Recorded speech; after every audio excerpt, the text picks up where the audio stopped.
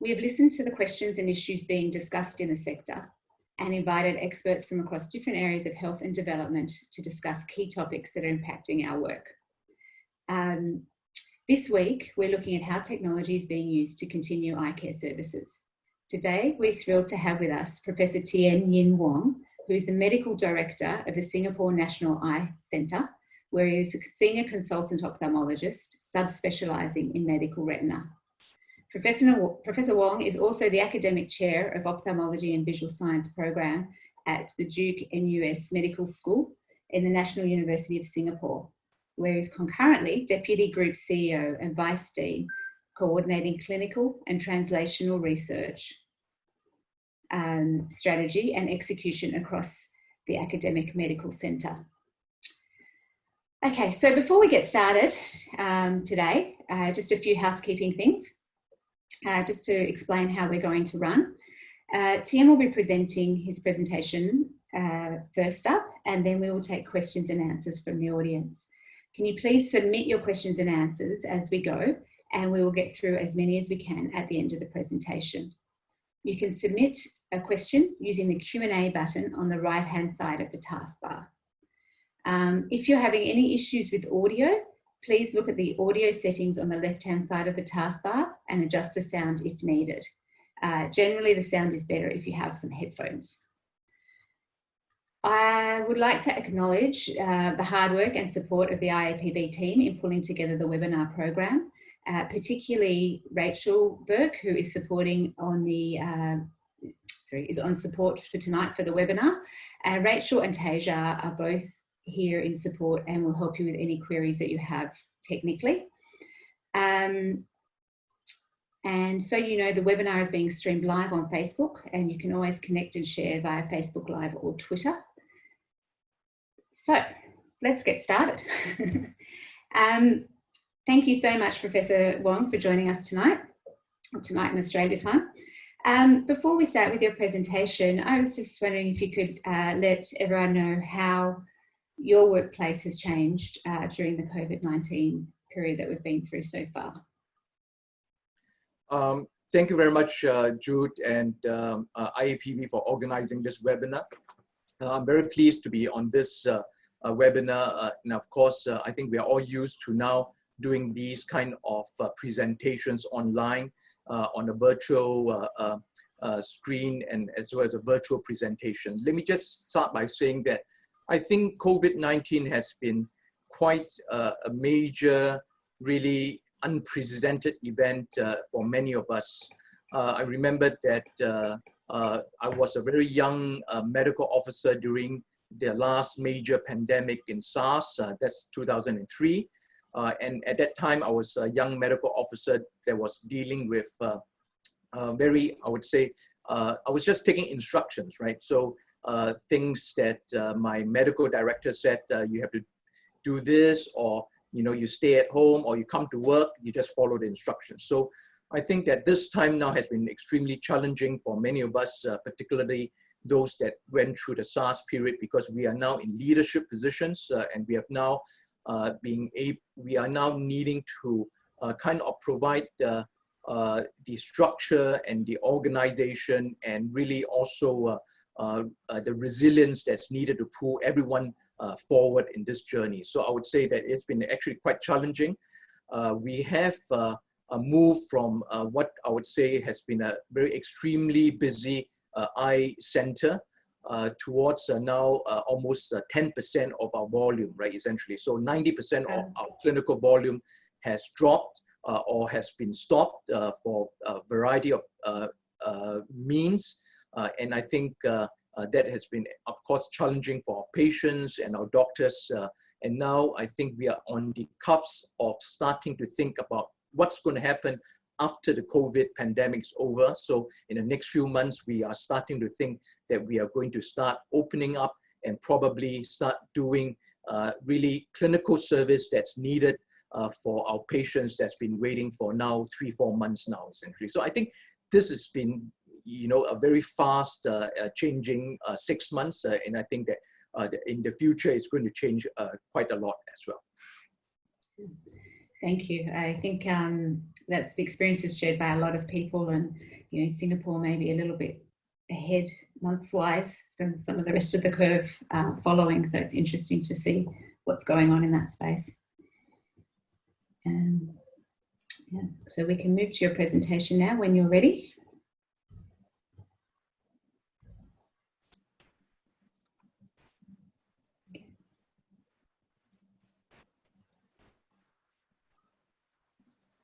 Okay, thanks very much. So I'm going to start this presentation by really giving you, in the next 25 minutes or so, some of the thoughts I have about digital technology, focusing really on artificial intelligence and telehealth or tele-ophthalmology in that perspective, essentially, and how I think COVID-19 provides both the opportunity as well as a challenge for us to do a little bit better for our patients and for the eye care system.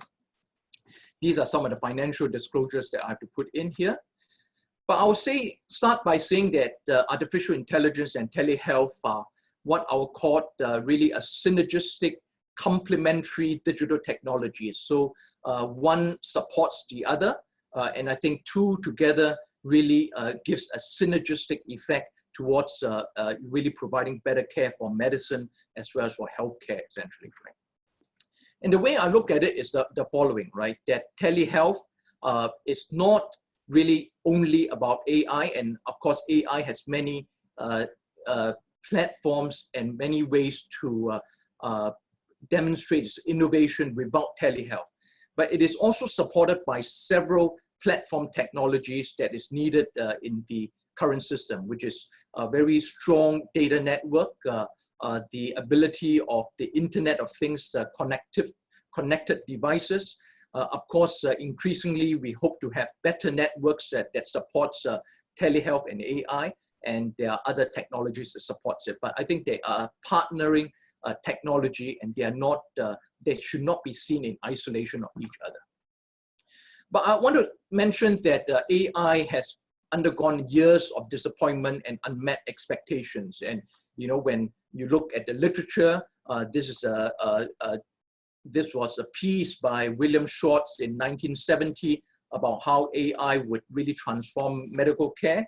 And 17 years later, you see that many people and many practitioners and healthcare system have been saying it's nice to read about it in the media, but what has it done to our practice, essentially? So there's been years of disappointing.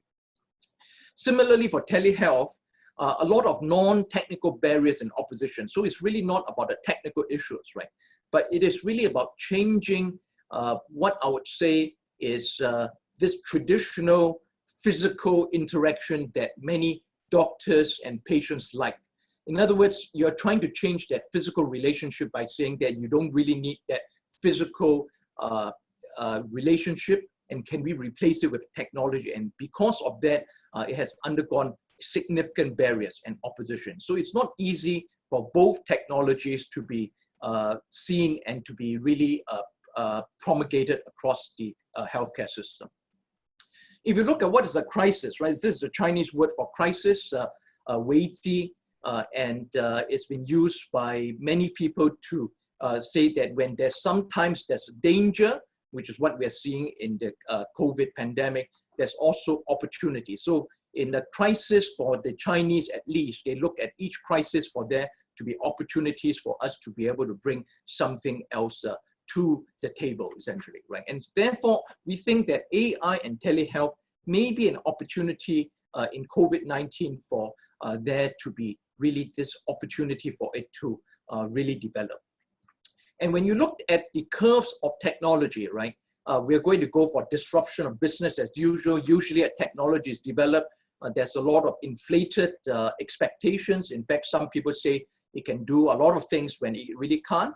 And then it goes through periods whereby, there's a lot of opposition, and people say that, it's really not meeting its goals and expectations. And then it goes through a period of what we'll say is a plateau of productivity. But maybe sometimes in a crisis, you might be able to, I would say, hasten and maybe even change that trajectory, and maybe hasten the development as well as the acceptance of AI and telehealth for medicine. Let me now go into ophthalmology and medicine and talk a little bit about AI and what we know about this. Of course, a few years ago, Google really started looking at AI in ophthalmology, and this is their diabetic retinopathy program. And then if you look at it, the later years have been really about the development of what we call the latest technology, which is hot and sexy, which is the deep learning technologies that has been shown a very important breakthrough. And of course, that breakthrough was that with traditional AI, there was a plateau in performance that met a level that was good, but not good enough for clinical adoption and translation, essentially. But what we have seen in deep learning is that they have started to exceed human performance at below the 5% error rate. And therefore, there's been some suggestion that deep learning may be that AI breakthrough subgroup that will lead to better performance. And some of the really early pioneering work has been done in, for example, skin cancer, whereby the AI program seems to perform better than specialist dermatologists at recognizing different types of skin lesions. For ophthalmology, the main development has been diabetic retinopathy screening, which I will discuss in the next few slides, because I think that's a lot of lessons there. But there's been also a host of other diseases that's been useful. And some of the key papers, of course, has been Google's paper, and our group also published in JAMA in about a year later on diabetic retinopathy screening, which I'll speak a little bit about. But of course, some of the more media interest has been on some of the papers by Google's group looking at prediction of cardiovascular risk factor using fundus photograph. And what they have seen is that you can predict the actual age and as well as the predicted age with very similar kind of error rates, essentially, right? And you can also predict the blood pressure. So that has generated a lot of interest. We've recently also published looking at deep learning for optic disc problems, and that has also shown extremely good promise. But all these are really, I would say, nice research papers, and what has really translated has been in the diabetic retinopathy screening, which I'll talk to you a little bit about the case study, because I think it really gives you a foundation of why we think AI and teleophthalmology could be very useful in actual public health as well as clinical needs. So as I show you about the overlapping circle, I want to mention a little bit about diabetic retinopathy screening and why I think that the technologies are complementary to each other. The first is that teleophthalmology for diabetic retinopathy screening is a bigger bubble, right? Which I can show you here. The AI component is a little bit smaller, but nevertheless, it's also supported by those platform technologies. And the reason why diabetic retinopathy screening is quite successful in teleophthalmology has been to do with several very important features. And I think that's the lesson for us. A very clearly defined public health gap, so you need to understand why do we need teleophthalmology, what is it addressing? It's been used using a single modality fundus imaging. So the IT infrastructure has been relatively easy rather than trying to host a range of measures that other, I would say, teleophthalmology or telehealth programs have been trying to do. The diagnosis of diabetic retinopathy could be done on that single modality, and you do not need additional clinical or investigation. So it gives the teleophthalmology platform a very simple way of looking at disease. There's also been very good cost-effective and outcome study. There's been a lot of discussion on the financial legal models to allow it to be sustained. And then I think a very important point is that the physician impact is on non-ophthalmologists. And so there has been no threat to ophthalmologists when teleophthalmology is used for diabetic retinopathy screening. So I think these are important points to think about when you're trying to introduce a teleophthalmology service for a particular clinical or public health program. Similarly, on the AI side, the AI has been what I would say is an incremental rather than a disruptive technology, because it has been used now to replace possibly technical graders and maybe optometrists or other eye care providers, but not directly some of the ophthalmologists or retinal specialists. Again, the single modality fundus imaging allows the AI algorithms to be trained and for it to be tested in different real world and large population settings. And there's now been some experience in regulatory approval. And of course, again, the physician impact of this technology has been minimal. And because of that, I would say that these two complementary aspects of tele-ophthalmology forming the basis for AI development. And because of that, AI has also supported tele-ophthalmology. That has been the success for why I think that the diabetic retinopathy screening has been the most successful, or at least the most advanced application for these two technologies. So let's look at some of these in a little bit more detail. I think the first is, of course, we know that there's a clear public health need for diabetic retinopathy screening. And this, of course, because of the sheer number and size and the breadth of the problem, cannot be achieved by the traditional doctor-patient examination. And when you look at where it should be done, it certainly should not be done in the tertiary care hospitals, but it needs to be done in a community where most of the diabetes patients are. And when you look at who should do it, you also understand that it really cannot be done by ophthalmologists. There simply isn't enough ophthalmologists to tackle this problem. Because of that, there is a gap that is needed that tele-ophthalmology has been able to fulfill. Of course, one of the most successful programs has been the UK diabetic retinopathy tele-ophthalmology screening model, which has been in existence for now almost 20+ years and has a good coverage and has shown extremely effective results at the national level itself. When we set up the Singapore's integrated diabetic retinopathy program about 10 years ago, the idea was that it was modeled quite closely to the UK system, again, a tele-ophthalmology model, and it seeks to cover about 120 to 150,000 people with diabetes, which is about 50% of the population with diabetes in Singapore. The other 50% are seen in the private sector or are seeing their own eye care specialists, essentially, right? So this is in the public sector that we set this up for. And the way to do this is that there are clinics across the island. There are 19 large primary care clinics, of which the nurses would take a photograph, and the photograph would be sent to a reading center using on a secured IT platform. The diabetic retinopathy reading would be read by technicians that undergoes a training and audit process, as well as that regular quality control process.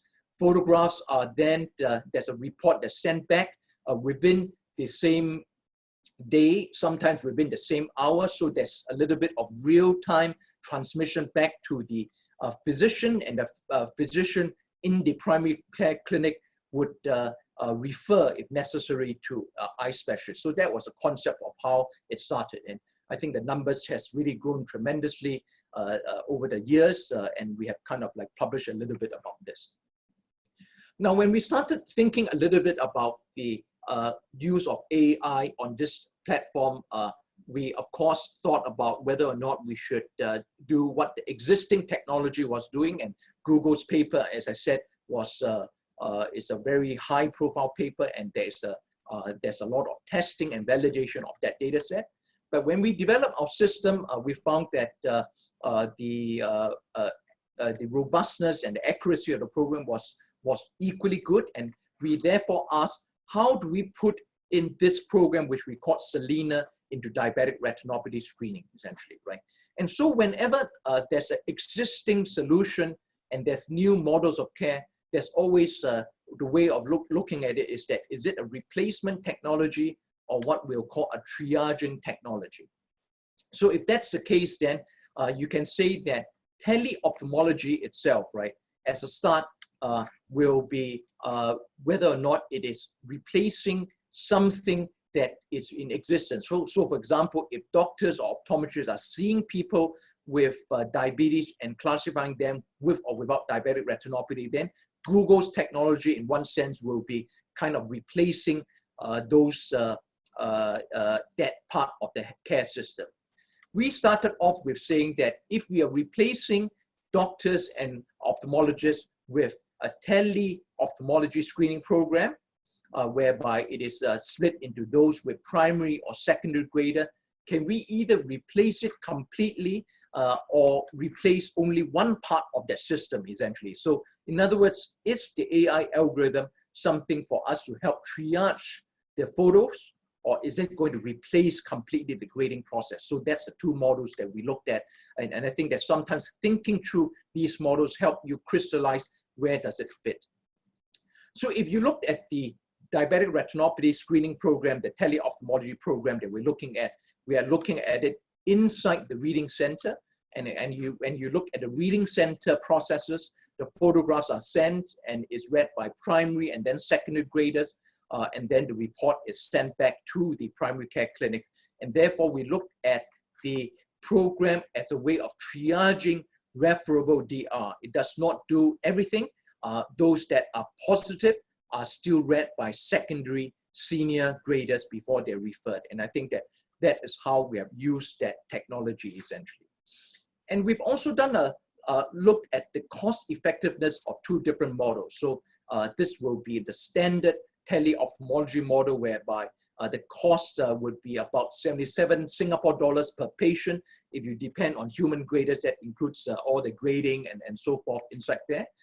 Either using it as a triage model, you have some net savings, or if you're using it as a full replacement model, the net savings is actually lower because there will be more false positives that's needed to ensure that it does not miss out a lot of the severe cases. So there's more false positive that's going to be referred to eye care specialists, and therefore the cost is actually a little bit more essentially. So it's only when you do real cost-effective comparison do you know which model would be better for you. So I think those are important lessons. Let me really go into COVID-19 and what has happened in SA ECM and some of the digital technologies that we've looked at. In about January, when we started our clinics, this shows you the January volume of clinics by the month as well as by the weeks, essentially, right? So the blue bar represents the actual number of patients that comes in. The pink bar represents some of the people that are booked for an appointment, but sometimes do not, for many reasons, do not turn up for appointments, essentially. And what you can see is that it usually hovers at about 15% itself. About the late January, when COVID was discovered in Wuhan in China, there was some concern from patients whether they should come or do not come. And you can start seeing that the volume started dropping in the SNEC clinic, essentially, right? As well as the fact that the those people that did not turn out, the no-show rates started climbing, essentially. We started segregation of clinical teams and had site-specific roster at about the end of January, essentially. And we started planning for a reduction of clinical load. And that's when February, we started seeing that maybe we should reduce the clinical load, segregating teams. And you can see that also some of the patients were not turning up. And you can see about 20-something plus % of those that were not coming to the clinic. But in March, the situation became worse and we did additional interventions. We rescheduled patients, so we pushed patients' rosters back. We started canceling operations and we modified the clinic rosters to take into account some of the social distancing measures that are in place. And you can still see that the numbers was actually quite high because there was still some concern that whether they were getting the care that they need. And that's when numbers in Singapore started climbing, and the start of what was a lockdown or a semi-lockdown in Singapore happened. The term for it in Singapore is called circuit breaker, and we had to compact clinics with split teams. And you can see that the clinic load really dramatically dropped because we essentially were only seeing essential services during the last month and a half, essentially. What the gray bar represents is those people that are planned coming towards now June, May and June, and you can see that the numbers are still high, and we do need to start shifting those patients, but this has been quite challenging in terms of what we're looking at. If you just look at one clinic, and this is the retina clinic that we that are typically quite busy, and this was pre-COVID-19, you can see that the chairs of the clinic are full of patients waiting for appointments, and when the circuit breaker started, of course, there was a real reduction in the number of patients that were seen. But then some of the appointments could not be postponed, essentially, and patients started coming back because they needed intravitreal injections and so forth. By about this middle of this month, we are starting to see increasing volume. I think the question is what's next in June and going forward. So I think there's always a bit of challenge in terms of how we manage patients after the post-COVID pandemic, essentially. Right? So I would say that there's been some consideration and thinking about what is that post-COVID normal, how does it look like? The first is that the patient safety is quite important because many eye patients are elderly. They have multiple comorbidities. They are in the 80s, 90s, even some are in the 90 plus. There's, of course, the need to have business contingency plans. So we need to make sure that there's enough ophthalmologists, nurses. The physician safety is quite important. Safe distancing norms in the hospital is quite important. They can't go back towards sitting next to each other. And of course, we are also worried about post-COVID surge and missed appointments. And therefore, because of that, there are a few strategies that we need to think about. First is, of course, we need to reduce, in general, the number of people that need to come and the duration of visit, right? So if fewer visits is important, the less time they spend in the clinic, the less touch points that they spend in the clinic, less assessment, less consults, do not collect medications, those are important parts. And of course, from that, we also need to think about business contingency, about new models of care. Likely we have split teams for a while. We are thinking that we might need to increase the role of non-ophthalmologists. We need to reevaluate the clinic space norms. In fact, the current space norms does not fit in with that safe distancing norms. And of course, we need some way of doing some prioritization of care. And therefore, there's some real opportunities that happens, as I mentioned, that when the business as usual is disrupted, right? And what are those opportunities and what are those disruptions? And I think there are basically three. The first is that the opportunities for AI and tele-ophthalmology has been really supported by widespread media interest. So I think that the people are aware that this technology is coming on board, and it's not something that you read about in science fiction and so forth. The second is that there's increased patient and physician acceptance of this. I think both the patients understanding the risk of going to a hospital and the doctors understanding the risk of patients to them essentially suggests that there may be a chance for them to use other technology like tele-ophthalmology and AI for their care. And then there's also now lots of thought about regulators, providers, and funders which are pushing for really newer models of care that needed to happen. And some of the models we are looking at will be what we'll say are things that are being thought of. And so what you can see here are three models. One would be what we'll call a video consult, whereby there's two-way communication between the doctors as well as the patients with investigations not in the hospital but in the community. Virtual clinic, whereby they do not attend a clinic, but they attend sufficient tests in the clinic and they get an assessment then. And then, of course, things that they don't need to come in at all, which will be like home monitoring. And this, of course, also has impact on whether or not you say it's the quality of the care or whether or not it is about the risk to the patient, essentially. So one of the models that will look like would be this, right? This will be in the pre-COVID days where the patients comes in and there's high risk to everybody. patients, doctors, because they stay at the clinic for upwards of 2 to 3 hours, and then they go home essentially, right? So what we're thinking is that those unstable patients will continue need to be seen, but maybe some patients that are more stable could have what we'll say some of the investigations done outside in the community, and therefore they will then go home, and when it is reviewed, there's no risk to both the patients as well as to the doctors themselves. And I think that this is one kind of model that we're looking at. And I think when we tried this out just the last 2-3 weeks, essentially we find that maybe it might help, and maybe it might reduce our clinic towards a more manageable phase essentially.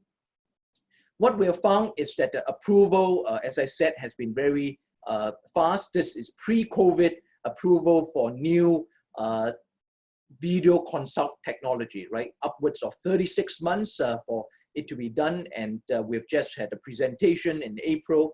When we presented our technology, ophthalmology was part of it, and the approval was done within 2 months rather than 36 months. So I think many providers and regulators are saying that we need to really look at ways of doing things better and faster, essentially.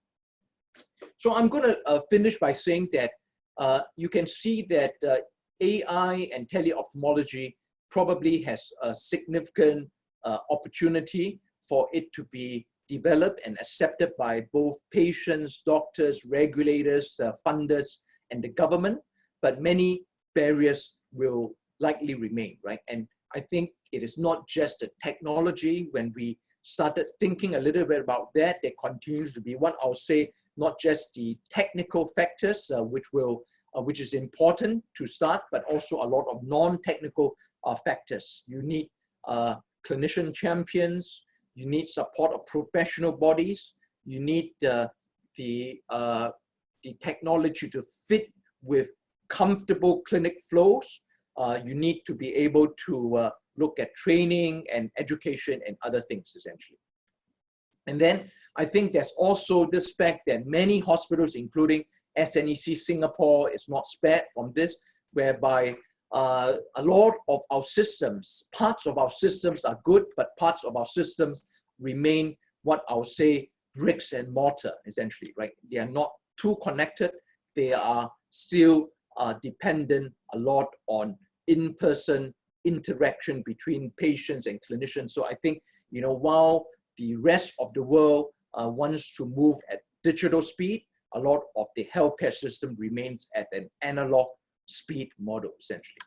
So let me conclude this short talk by saying that, AI and telehealth are highly connected, and they are synergistic technology platforms that likely and hopefully can transform and impact on healthcare and ophthalmology in particular. AI and ophthalmology, and I've kind of just given you a very short version for very specific narrow tasks, has shown to be quite useful, particularly for diabetic retinopathy screening, and I'll encourage other organizations and other groups to explore this technology in detail.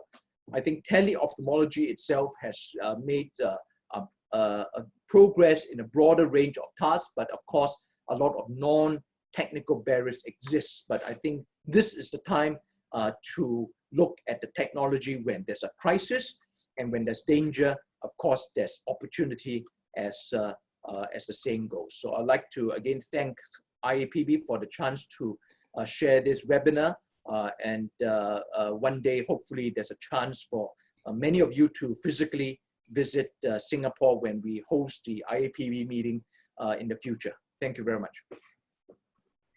Thank you so much, Professor Wong. That was such an informative, interesting webinar on AI and telehealth, but also very importantly, in using it in response to COVID-19 at this point in time. Got a bunch of questions that have come in, ranging from clinical to systems to training, that I'll get to. I found it really interesting, the Chinese symbol for crisis. I hadn't seen that before, and I think that is really interesting and something that we can all sort of learn from and keep in our mind at a time like this.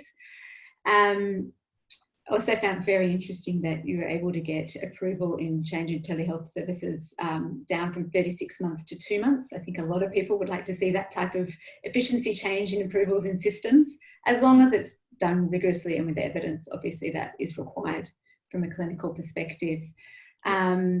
Something I found particularly interesting, and I just wanted to open as the first question, is around managing patient expectations. You spoke about, this changes the physical relationship between doctors and their patients, and it also, the acceptability is higher because people don't want to come in now. But a lot of patients feel that they do need to see someone or the right expert. So have you done some work around managing patient expectations in the transition to telehealth? Yeah. Okay, thanks very much. I think that question is quite relevant. It is always easier to do things in a crisis. So when we had some initial postponement, when the crisis was really escalating, and postponement appointments, and when we called up patients, they were very understanding, essentially, right? And so they would be happy to postpone. They would be happy to take their previous medication, so we will have it delivered to them. And then I think the acceptability of video consults, the initial experience was that, again, during this crisis has been quite good. What I think we need to do as a community and as a professional community has been to make sure that the experience continues to be exceptional. I think, and when they see that it is exceptional, it is more convenient, it is certainly not more expensive, and that they are getting good care, then I think some of the habits will stick, all right? I think a group of them will find that particularly stable patients that's used, that now thinks that, why do they want to spend 3 hours coming to a hospital and waiting another 3 hours, essentially. I think there will be really good opportunities. And this is no different from all the other technologies that's now being seen in COVID, right? Which is, for example, Zoom. Zoom is one example. Many people would say, I'm not going to travel for a conference that's 24 hours away. I'll rather just dial in, learn, and ask questions online. And, and so I think education and conferences, that will change.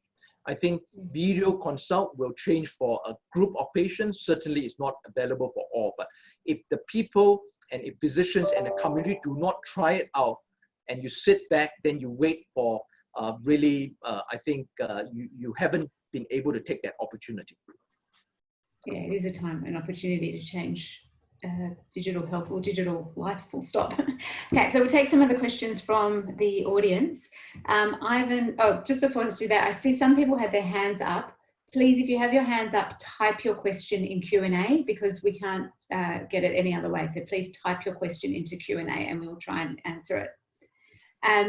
So Ivan asked, are there plans to use Selena to replace even secondary graders in the future for positive triage cases, for example, to reduce false positive cases? Yeah, I think that will be, of course, what we hope to do. It is not easy, right? I think the reason why we have chosen to do the triage system has been that we really wanted to be extremely clear that we do not want to miss out any sight-threatening cases. And because of that, you would end up sacrificing some of the specificity, and therefore many, I would say, cases that don't need to be referred will need to come in. But what you're doing is that you're optimizing the safety of the patients as first. I think we will, of course, look into that, and I think one day you would likely find that you have a system that is both sensitive and specific, right? Have an extremely robust system. So I think that will address Ivan's question. And so the next question comes from Amanda Davis. With the providers paying for the teleconsults, is that likely to stay in place after the crisis, or is it approved only for this time period? Yes, I think it's likely to stay. We feel that the time period could be quite long. There's no, I think everyone is kind of used to the numbers now. I mean, they're going into the millions and so forth, but there's still that indication that you really want to keep that curve as flat as possible, which means that you don't want patients coming into the hospital. You want to keep them as far as possible away from hospitals, and as far as possible, if they don't need to go out from their homes, why do it, essentially? So I think many healthcare providers and agencies are thinking that, you know, this is going to be at least 2 years, maybe 3 years, and of course, vaccine may be developed, but who knows about that, essentially. I think what people would also be really interested in is whether or not it's going to save money, because, you know, we are going to spend hugely on the whole crisis itself.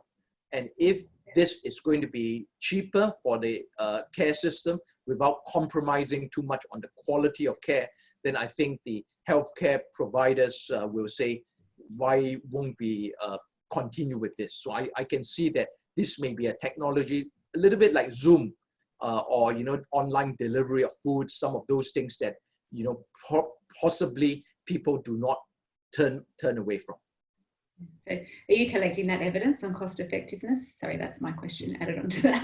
Yeah, of course, I think we will have to do that. I think, no, they are allowing a lot of approval with, of course, data collection on outcomes and effectiveness as well. Okay, so we have a question from Galal Ismail. So what about the training of optometrists and nursing students in relation to AI and telehealth? I think it's quite important. We now know that all across the world, both, you know, not just in ophthalmology or in eye care, essentially, right? But optometry, nursing students, is hugely, there's been almost an under,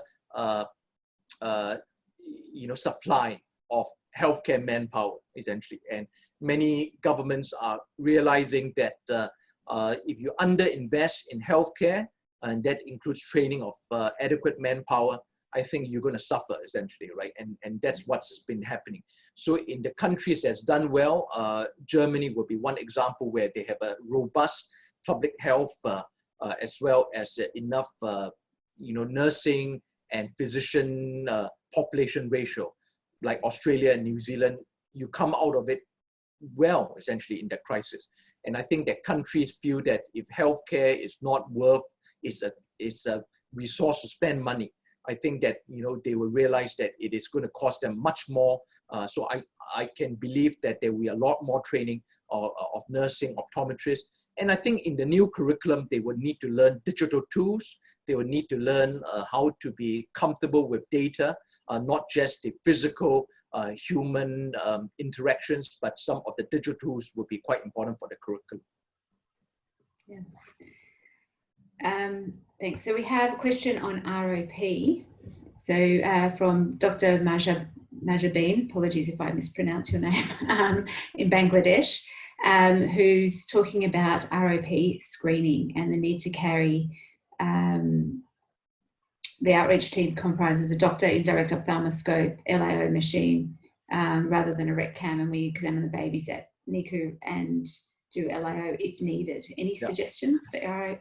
Okay, I think that ROP is another, ROP is another area that will be that's actually quite well developed, almost like diabetic retinopathy for both ophthalmology and artificial intelligence. And I think that some of the teams, particularly Michael Chang's group in US, are exploring some of this. So I would wait a little bit for it. I think the first ROP, artificial intelligence system, is undergoing FDA review and will be approved soon. And I think that that will really help with that population as well.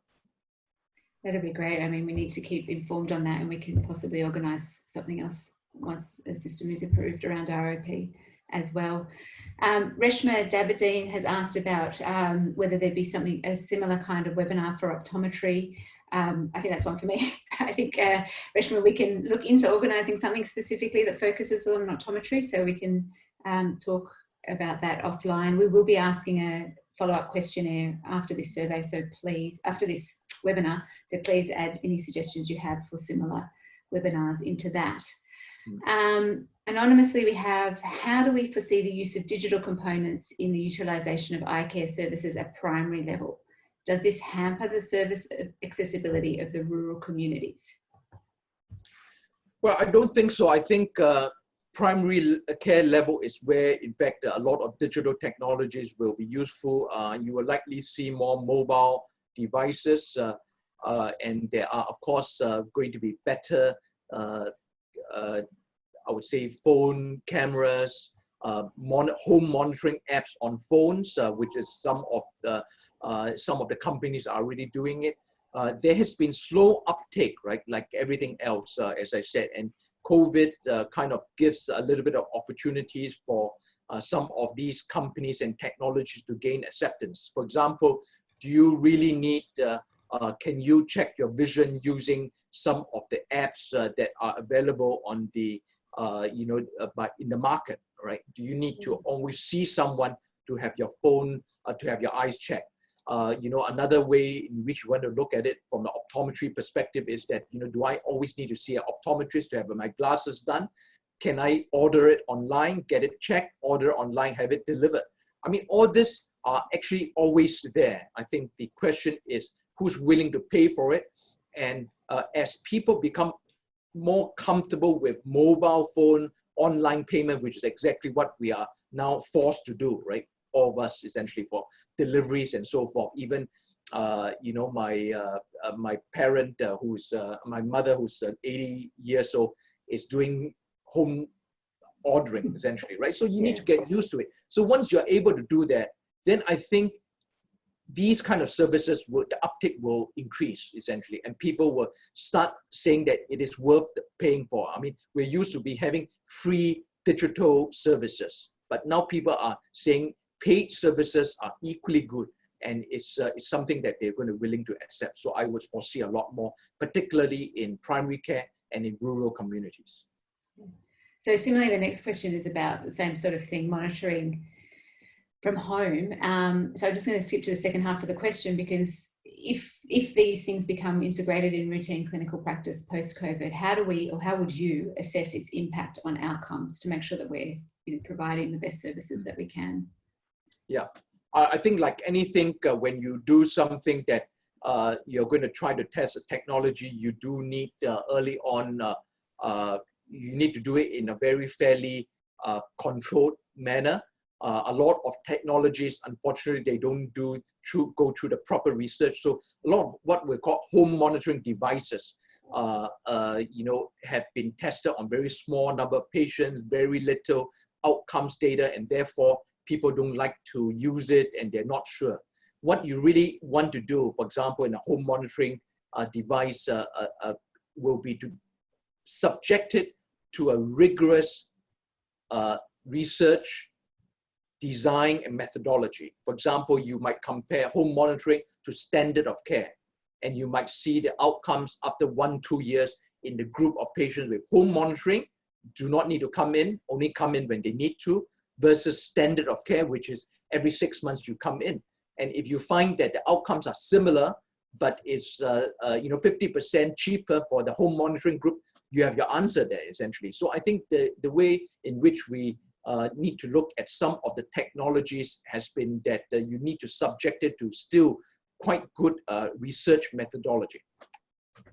Yeah, I think that's good advice. And I guess there's, part of the answer is there's no quick fix. It still needs to be done in a rigorous way, which takes time. I want to just jump down, because you're talking specifically from Singapore and about Singapore. There is a question for Carlin Seo, from Carlin Seo. What is your view in AI for optometrists in the larger community in Singapore? Okay. I think there's always been a little bit of thinking about, is AI going to replace somebody or some person, right? And I think the view has been set for a long time now that AI is a tool to assist in the care, and it helps with making care much more appropriate. So for example, a lot of our care, even the SNEC or anywhere in the world, is to sift through what needs urgent care, what needs real, I would say, acute care, versus those that really do not need care because they are normal or they do not have any disease, essentially. So I think one way in which the AI will help the optometrists would be exactly that, right? Those people that if they are prescribing glasses, they do not need to see the optometrist every year because you know, AI might be able to predict those that will progress and therefore you need to change your glasses, and those that probably do not need to be seen because they're going to be stable. AI will help with a lot of screening for a lot of normal conditions. In fact, I would think that AI will, whether it's in Singapore or around Southeast Asia or across the world, will actually enhance the practice of optometrists, because at the moment, you know, we depend a lot on you know, knowledge that we need to learn and experience and is in our brain and so forth, right?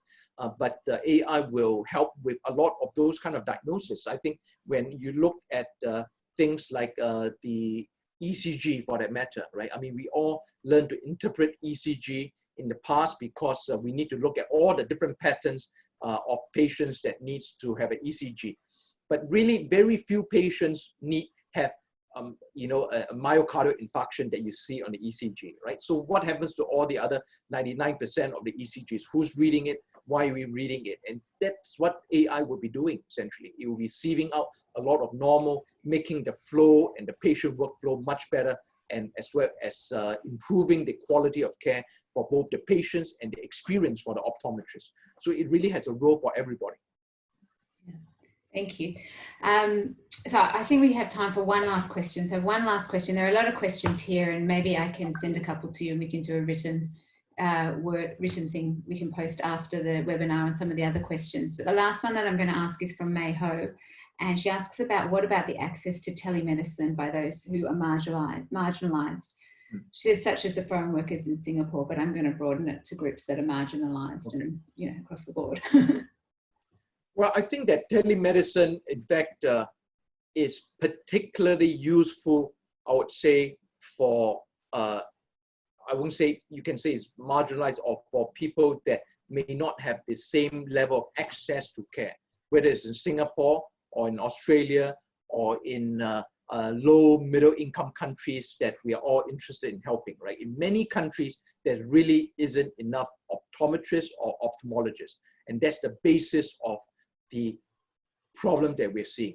The biggest cause of visual impairment in the world is under-corrected refractive errors, right? Because there's just not enough optometrists to even do a check to give them glasses, right? If you're able to do that, and tele-ophthalmology has that possibility of doing that because you don't need millions of eye care workers doing this, essentially, right? Then I think that you will serve significantly the marginalized or those underserved population, because the people that are not marginalized and those that are living in the city, they still want to go and see their own ophthalmologists or their own specialists or their own doctors, and you can't stop that, and that will always continue.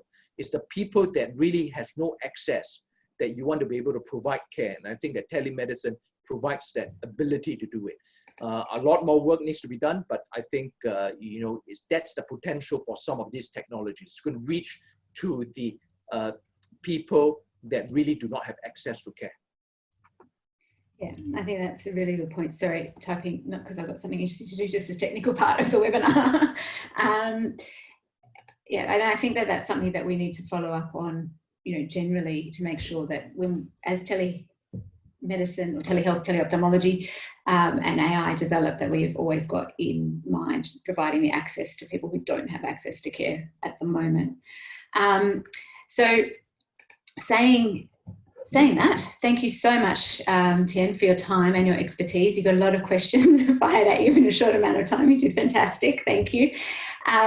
We do have a second webinar tomorrow looking at cost-effective technologies that are being used by other groups in this time of the COVID-19. From Venki from Aravind and Guan from Orbis will be sharing some of the ways that they have also been using technology, simple technologies, to improve patient services or to access patient services during this time.